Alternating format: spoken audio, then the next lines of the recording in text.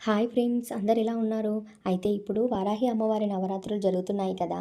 మాకు దగ్గరలో అంటే పులాస అనే గ్రామంలో 108 శ్రీచక్ర సహిత లలిత అమ్మవారి టెంపుల్ అయితే ఉంది. ఇక్కడ 3 ఇయర్స్ నుంచి వారాహి అమ్మవారి నవరాత్రులు అయితే జరుగుతున్నాయంట.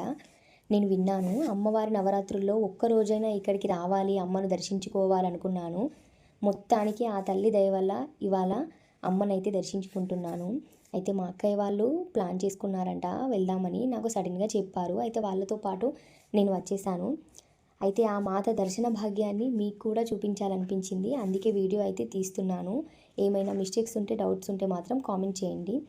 అయితే నేను దుర్గాదేవి అవతారం గురించి విన్నాను.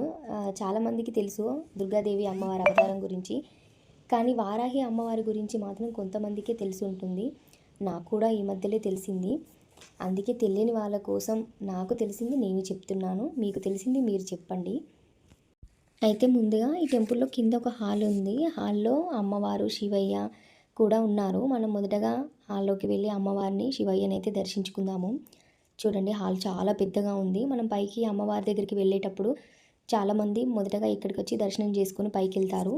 అటు సైడ్ పక్కన ఉంది కదా షెడ్డు, అక్కడైతే టిఫిన్స్ కానీ భోజనాలు కానీ అరేంజ్ చేస్తారు. ఇక్కడ ఫ్రైడే శ్రావణ మాసం చాలా బాగా జరుపుతారు. కుంకుమ పూజలు చాలా బాగా జరుపుతారండి. నేను 2-3 టైమ్స్ కుంకుమ పూజల్లో అయితే పాల్గొన్నాను. చూడండి, పంచముఖ వినాయకుడు ఉన్నాడు ఇక్కడ. శివయ్య, నందీశ్వరుడు, అమ్మవారు. దర్శనం చేసుకొని పైకైతే వెళ్దాము. అక్కడ పక్కకు, టెంపుల్ పక్కకు సైడ్కి ఆవులు కూడా కట్టేశారు. మనము ఆవులకు ఏమైనా మేత కానీ ఇంకేమైనా తీసుకోవాలనుకుంటే ఇక్కడ తీసుకొని ఆవులకు కూడా పెట్టవచ్చు. అయితే నైట్ టైం కదా, చాలా చీకటి ఉంది. జనాలు అయితే ఇప్పుడిప్పుడే వస్తున్నారు. మేమైతే తొందరగా వచ్చాము కుంకుమ పూజ మీద కూర్చుందామని. టెంపుల్ అయితే చాలా బాగుంటుందండి. అసలు మనం ఇక్కడికి వచ్చినాక మనం దగ్గరలో వచ్చామని అనిపించదు. ఎక్కడికో దూరం అమ్మవారిని దర్శించుకోవడానికి వెళ్ళామా అని అనిపిస్తుంది. చాలా బాగుంటుందండి టెంపుల్. చూడండి, ఇక్కడ 108 శ్రీచక్రాలు ఉంటాయి. ఈ టెంపుల్ ప్రత్యేకత ఇదే. ఎక్కడైనా మనం కూర్చొని కుంకుమ పూజ చేసుకుంటాం. అంటే కూర్చొని అంటే విగ్రహానికా ఇంకా ఏదైనా ఇస్తే మనం లాకెట్గా ఇలా కుంకుమ పూజ చేసుకుంటాం కదా. ఈ అమ్మవారి టెంపుల్లో మాత్రం 108 శ్రీచక్రాలు ఉంటాయి. ఇలా మనము టికెట్ తీసుకొని ఈ శ్రీచక్రాల ముందు కూర్చొని పంతులు గారు పూజ చెప్తూ ఉంటే మనం కుంకుమ పూజ అయితే చేసుకోవాలి. నాకైతే చాలా బాగా అనిపించింది. ఎందుకంటే ఆ రోజు ఫ్రైడే అయింది. అమ్మవారి టెంపుల్లో అది వారాహి అమ్మవారి నవరాత్రుల్లో కుంకుమ పూజ మీద కూర్చోవడం నాకు చాలా ఆనందంగా అనిపించిందండి. ఇప్పుడిప్పుడే జనాలు వస్తున్నారు. నైట్ అయ్యేసరికి అంతా నిండిపోతారు. అయితే అమ్మవారి టెంపుల్లో ప్రత్యేకత ఏంటంటే, లలితమ్మవారి టెంపుల్లో మనం ఏ రోజు వచ్చినా, ఎప్పుడు కుంకుమ పూజ మీద కూర్చోవాలన్నా, ఏ రోజైనా టికెట్ తీసుకొని కుంకుమ పూజ మీద కూర్చోవచ్చు. చూడండి, లలిత అమ్మవారు ముందుగా వారాహి అమ్మవారిని అయితే పెట్టారు ఇక్కడ. అయితే మన హిందూ పురాణాల ప్రకారము వారాహిదేవి అత్యంత శక్తివంతమైన ఉగ్రమైన దేవత అంట. ఈమె విష్ణుమూర్తి వరాహ అవతారం యొక్క స్త్రీ రూపం. మరియు వారాహి అమ్మవారు సప్తమాతృకలలో ఒకరు. అయితే ఈ సమస్త సృష్టిని రక్షించడానికి, కాపాడడానికి మరియు దుష్టశక్తులను నాశనం చేయడానికి ఈ అమ్మవారు ఈ రూపాన్ని అయితే ధరించారంట. అయితే ఇక్కడ అమ్మవారికి పంచామృతాలతో అభిషేకం చేస్తున్నారు. చాలామంది వారాహి అమ్మవారి నవరాత్రుల్లో కూడా ఒక్క పొద్దు ఉంటారు కదా, వాళ్ళు ఫాస్టింగ్ ఉన్న వాళ్ళకి ముందుగా ఛాన్స్ ఇచ్చారు. తర్వాత ఎవరైనా అమ్మవారికి ఈ పంచామృతాలతో అభిషేకం చేసుకోవచ్చు అని చెప్పారు. అందుకే క్యూ లైన్ అయితే కట్టారు. మేము కుంకుమ పూజ మీద టికెట్ తీసుకొని కూర్చున్నాము, వెయిట్ చేస్తున్నాము. పంతులు గారు పూజ చేస్తారని ఈ అమ్మవారికి అభిషేకం కూడా చేశాము. చూడండి, వారాహి అమ్మవారు ఇలా అందరూ అభిషేకం చేసుకోవచ్చు. ఇక్కడ అమ్మవారికి అలంకరణ కోసం అయితే సిద్ధం చేస్తున్నారు ముందర. ఇక్కడేమో చిన్న విగ్రహం పెట్టి వచ్చిన భక్తులేమో అభిషేకం చేసుకుంటున్నారు. అమ్మవారికి పూలు, పండ్లు ఇంకా అనేక రకాలుగా మాలలు అల్లేసి అలంకరణ అయితే చేస్తున్నారు. అమ్మవారి నవరాత్రులు అయితే ఆషాఢ శుద్ధ పాడ్యమి నుండి 9 రోజుల పాటు నిర్వహిస్తారు. అయితే ఈ అమ్మవారిని రాత్రిపూట మాత్రమే పూజిస్తారట. ఎందుకంటే అమ్మవారికి రాత్రిపూట పూజనే విశేషమంట. అయితే కాశీనగరంలో వారాహి అమ్మవారికి అయితే చాలా ప్రత్యేకత ఉందంట. వారాహి అమ్మవారు కాశీనగరాన్ని సమస్త దుష్టశక్తుల నుండి కాపాడి క్షేత్రపాలికగా భక్తులు భావిస్తారు. అంటే అమ్మవారు నగరాన్ని సురక్షితంగా ఉంచుతారు కాబట్టి భక్తులైతే ఆమెను క్షేత్రపాలికగా భావిస్తారట. అయితే ఈ అమ్మవారి ఆలయం కాశీ నగరంలో భూగర్భంలో కొలువై ఉంటుందంట. ఈ ఆలయంలో అమ్మవారి విగ్రహం అయితే నేరుగా కనిపించదంటారు. గర్భాలయం ముందు 2 రంధ్రాలైతే ఉంటాయి. ఆ 2 రంధ్రాల గుండా మాత్రమే అమ్మవారిని దర్శించుకుంటారట. అయితే ఈసారి అయితే ఎవరైనా కాశీ వెళ్ళినప్పుడు మాత్రం వారాహి అమ్మవారిని మాత్రం తప్పకుండా దర్శించుకోండి. ఇంకా అక్కడ విశేషాలైతే నాకు చెప్పండి. ఎందుకు రంధ్రాల గుంటనే దర్శించుకుంటారంటే ఆ అమ్మవారి భయంకర రూపాన్ని అయితే మనం నేరుగా చూడలేమంట. అందుకే ఈ రంధ్రాల గుండా మాత్రమే దర్శనం అయితే కల్పిస్తారంట. చూడండి, మేమైతే కుంకుమ పూజ మీద కూర్చున్నాం కదా, పూజ అయితే స్టార్ట్ చేశారు. కుంకుమ పూజ అమ్మవారి టెంపుల్లో అయితే మనము వస్తు రూపేణ, ధన రూపేణ, ఇంకా ఏ విధంగా అయినా టెంపుల్కు మనం ఇవ్వచ్చు డబ్బులు. ఈ మధ్యకాలంలో మనం చాలా చోట్ల చూస్తూ ఉన్నాము.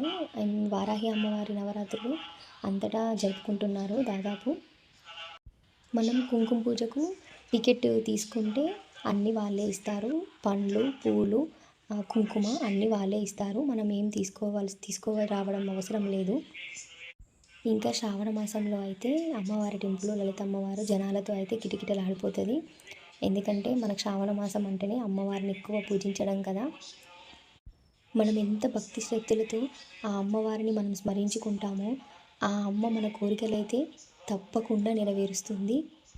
అలా అని మన కోరికలు ఒకరిని ఇబ్బంది పెట్టేలా అయితే అస్సలు ఉండకూడదు. నిజాయితీగా ఉండాలి. అప్పుడే ఆ అమ్మ కరుణ మనపై ఉంటుంది. ఎప్పుడు మనల్ని కాపాడుతుంది. మనకు దగ్గరలో ఉన్నవారు అమ్మవారిని అయితే ఈ నవరాత్రుల్లో తప్పక దర్శించుకోండి. ఆ అమ్మవారి అనుగ్రహం పొందండి. చూడండి, వారాహి అమ్మవారి అలంకరణ ఎంత బాగా చేశారు. వెనకాల లలిత అమ్మవారు, ఇటు సైడు వారాహి అమ్మవారు. అమ్మవారికి కుంకుమ పూజ చేస్తున్నారు. మనకు దుర్గాదేవి నవరాత్రులు ఏ విధంగా అయితే మనం జరుపుకుంటామో అలాగే వారాహి అమ్మవారి నవరాత్రులు కూడా అదే విధంగా జరుపుకుంటారంట. కానీ వారాహి అమ్మవారికి ఏ పూజలైనా ఏవైనా కూడా రాత్రి వేళల్లో మాత్రమే చేస్తారంట. ఇప్పుడు రాత్రి 9 అవుతుంది. కుంకుమ పూజ అయితే కంప్లీట్ అయిపోయింది. అందరము ఒకరికి ఒకరం పసుపు బొట్టు అయితే ఇచ్చుకుంటున్నాం. నా పక్కకైతే ఒక ఆంటీ పూజ మీద కూర్చుంది. తను కూర్చున్నప్పటి నుండి నేను ఎప్పుడూ ఆ ఆంటీని చూడలేదు. ఇదే మొదటిసారి. కానీ ఆ ఆంటీ మాత్రం నేను ఎంతో పరిచయం ఉన్నట్లుగా పూజ మీద కూర్చున్నప్పుడు ఫోన్లో వారాహి అమ్మవారి శ్లోకం ఇది 3 సార్లు పఠించండి, ఈ నామాన్ని చదవండి అంటూ చూపిస్తూ ఉంది. అయితే ఇంకా అమ్మవారు ఏ రోజు ఏ అవతారము ఏ శ్లోకం పఠించాలి, అమ్మవారిని ఏ రకంగా పూజించాలి, ఇలా చాలా విషయాలు చెప్తూనే ఉంది. నాకు భలే అనిపించింది. ఇంకా మీరు ఎప్పుడు వస్తారా, అమ్మవారి దగ్గరికి రావాలి అని చెప్తూ ఉంది. నేను నిజంగా అమ్మనే నా పక్కకుండి ఇవన్నీ చెప్తుందా అని అనుకున్నాను. అంటే పరిచయం లేని వ్యక్తులు మనకి ఇన్ని విషయాలు చెప్పేసరికి మనకు ఆశ్చర్యం అనిపిస్తుంది కదా. నాకు అలానే అనిపించింది. ఇక శ్రావణ మాసంలో ఈ అమ్మవారి టెంపుల్లో ప్రతి శుక్రవారం అయితే చాలా బాగా సెలబ్రేట్ చేస్తారు. అమ్మవారిని వివిధ అలంకరణలు అయితే చూపిస్తారు. గాజుల అలంకరణ, చీరల అలంకరణ, పసుపు కొమ్ముల అలంకరణ, ఇలా అనేక అలంకరణలుగా అయితే అమ్మవారిని చూపిస్తారు మనకు. కుంకుమ పూజ అయితే స్టార్ట్ అయింది ఆల్రెడీ. 108 నామాలతో శ్రీచక్రాన్ని అయితే పూజించడం జరిగింది. నిజంగా నాకు భలే అనిపించింది. అనుకోకుండా రావడం, కుంకుమ పూజ మీద కూర్చోవడం అంతా ఆ తల్లి దయ అనిపించింది. ఇంకా ఆ రోజు శుక్రవారము. అమ్మవారిని చూడండి అలంకరణలో ఎంత బాగున్నారో. ఇక్కడ కూడా అమ్మవారి ముందట కుంకుమ పూజ చేస్తున్నారు. ఇంకా ఇక్కడ అమ్మవారికి ఏ రోజు ఏ అలంకరణ ఉంటుందో చెప్తారు. మనము ఏవైనా ఇంటి దగ్గర నుండి తీసుకొని రావచ్చు. అంటే అమ్మవారికి గాజుల అలంకరణ ఉంటుంది. వారాహి అమ్మవారికి మనం గాజులైనా తీసుకొని రావచ్చు. అలాగే తెల్లారి రేపు పసుపు కొమ్ముల అలంకరణ ఉంటుంది. ఎవరైనా పసుపు కొమ్ములు తీసుకొనైనా రావచ్చు అని చెప్తున్నారు. ఇక కుంకుమ పూజ అయితే కంప్లీట్ అయిపోయింది. మేమందరము ఒకరికొకరము బొట్టు అయితే పెట్టుకుంటున్నాము.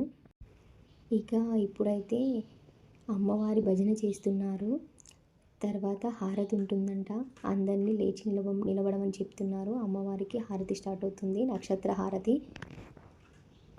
నిజంగా అమ్మవారి సన్నిధిలో మనం ఇలా ఉండి అన్నీ చూస్తూ ఉంటే అసలు నిజంగా ఏం గుర్తుకు రావడం లేదు. మనసుకు ఎంత ఆనందంగా ప్రశాంతంగా ఉందో. లోపల ఉన్నది లలిత అమ్మవారు, బయట వారాహి అమ్మవారు. అక్కడ ఆ తల్లికి ఈ తల్లికి ఇద్దరు మాతలకు హారతి అయితే ఇస్తున్నారు.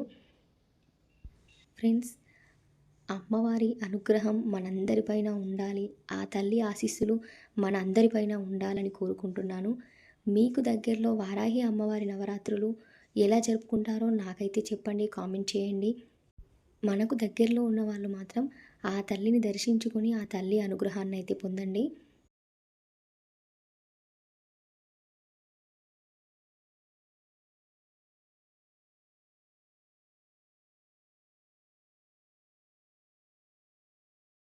ఆ తల్లి దయ ఉంటే మళ్ళీ నవరాత్రులలో మళ్ళీ ఒకరోజు రావాలని అయితే నేను అనుకుంటున్నాను. మీకు ఈ వీడియో నచ్చినట్లయితే లైక్ చేసి, కామెంట్ చేసి, షేర్ చేయండి. ఈ అమ్మవారి టెంపుల్కి అయితే దగ్గరలో ఉన్నవారు ప్రతి ఒక్కరు వెళ్ళి దర్శించుకోండి ఫ్రెండ్స్. Bye, thank you.